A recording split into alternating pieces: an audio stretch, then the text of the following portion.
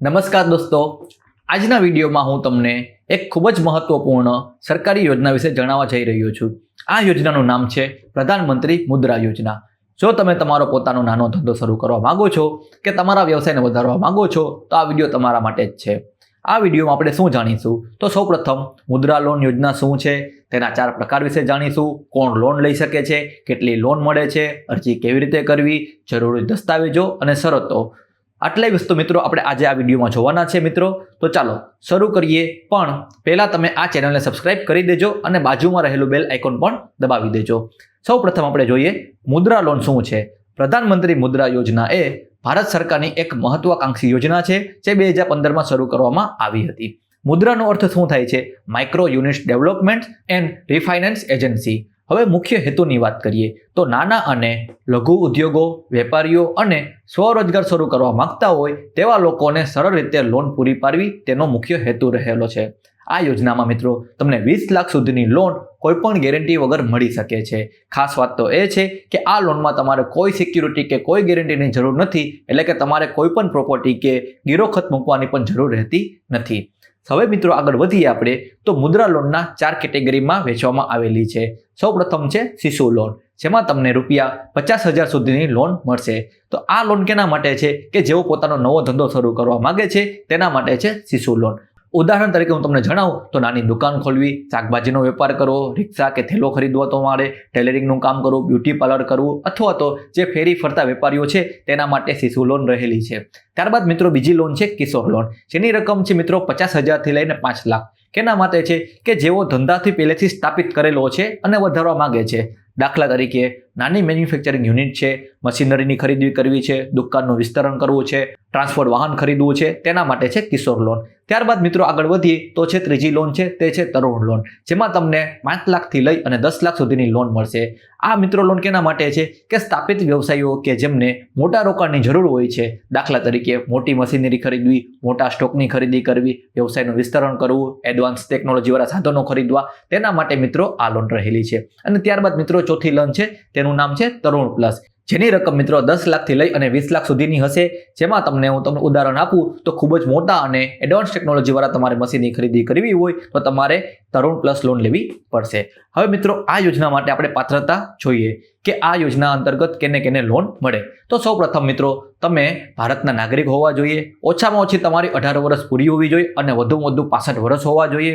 ત્યારબાદ વ્યવસાયમાં વાત કરીએ તો non corporate small business unit અથવા તો નાના ઉત્પાદકો, વેપારીઓ છે જે સર્વિસ સેક્ટરમાં છે અથવા તો કૃષિ સંબંધિત પ્રવૃત્તિ તમે કરો છો તો પણ તમે આ યોજનાનો લાભ લઈ શકો છો.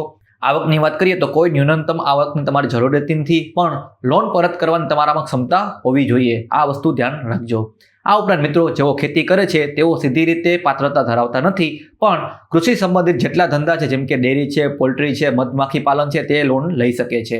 હવે મિત્રો આપણે જરૂરી દસ્તાવેજની વાત કરીએ તો મિત્રો સૌપ્રથમ આપણે ઓળખના પુરાવામાં તમે આધાર કાર્ડ છે, પાન કાર્ડ છે, વોટર આઈડી કાર્ડ છે, ડ્રાઇવિંગ લાયસન્સ છે અથવા તો પાસપોર્ટ, આમાંથી તમે કોઈ પણ એક તમારે રજૂ કરવાનું રહેશે. ત્યારબાદ મિત્રો સરનામાના પુરાવામાં તમારે આધાર કાર્ડ છે, લાઇટ બિલ છે, ટેલિફોન બિલ છે, કોઈ પણ તમારે એક અહીં રજૂ કરવાનું રહેશે.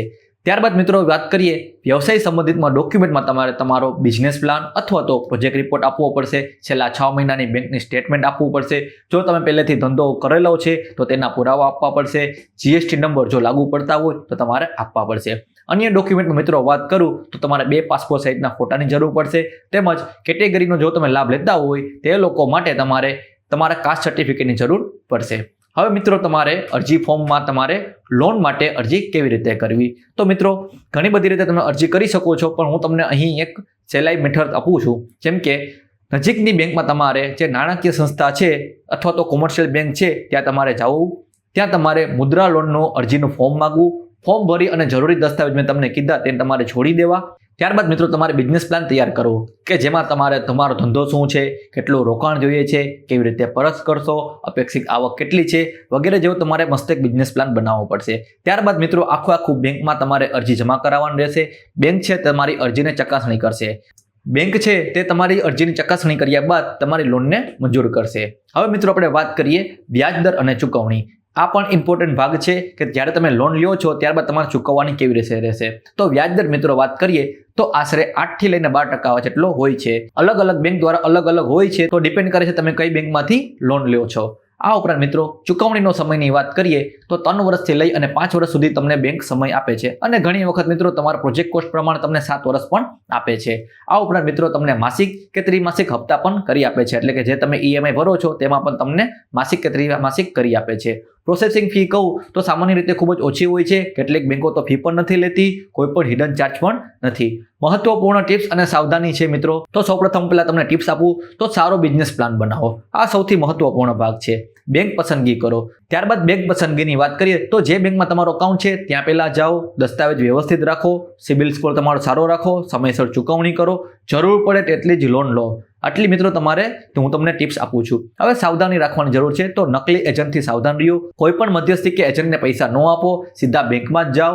એડવાન્સ પૈસા માંગે તો કોઈને આપવા નહીં, ફક્ત બેંક પાસેથી જ લોન લો. ચૂકવણી નિયમિત રીતે કરો, નહીંતર તમારો સિબિલ સ્કોર ખરાબ થશે. ઘણી બેંકો છે જે તમને મુદ્રા કાર્ડ પણ આપે છે, જેમાં તમે તમારી જરૂર મુજબના પૈસા પણ કાઢી શકો છો. તો દોસ્તો, આ હતી પ્રધાનમંત્રી મુદ્રા લોન યોજનાની સંપૂર્ણ માહિતી. હવે મિત્રો કેટલાક મુદ્દાઓ તમને આપું છું આ યોજના વિશે, જે તમારા મુખ્ય મુદ્દા તરીકે પણ તમે આને ધ્યાનમાં લઈ શકો છો. જેમ કે 20 લાખ સુધીની તમને લોન મળશે, કોઈ ગેરંટીની જરૂર રહેતી નથી. 4 કેટેગરી: શિશુ, કિશોર, તરુણ પ્લસમાં મિત્રો આ યોજના વેચાયેલી છે. નજીકની બેંકમાં જઈને તમે અરજી કરી શકો છો. આ ઉપરાંત મિત્રો તમારે પ્રોજેક્ટ રિપોર્ટ પણ તમારે બનાવવાનો રહેશે. તો મિત્રો આશા રાખું છું કે આ વિડીયો અંતર્ગત જે પણ મેં તમને માહિતી આપેલી છે તે તમને ચોકસાઈપૂર્વક સમજાઈ ગઈ હશે. જો મિત્રો તમારા મનમાં કોઈ ડાઉટ હોય, કોઈ ક્વેશ્ચન હોય તો તમે મને કમેન્ટ સેક્શનમાં પૂછી શકો છો. અમારી ટીમ તેનો ચોક્કસથી તમને રિપ્લાય આપશે. અને જો મિત્રો આ વિડીયો તમને પસંદ આવ્યો હોય તો અમારી ચેનલને સબસ્ક્રાઇબ કરી લેજો અને બાજુમાં રહેલું બેલ આઇકોનને પણ તમે દબાવી દેજો. જય હિન્દ, જય ભારત.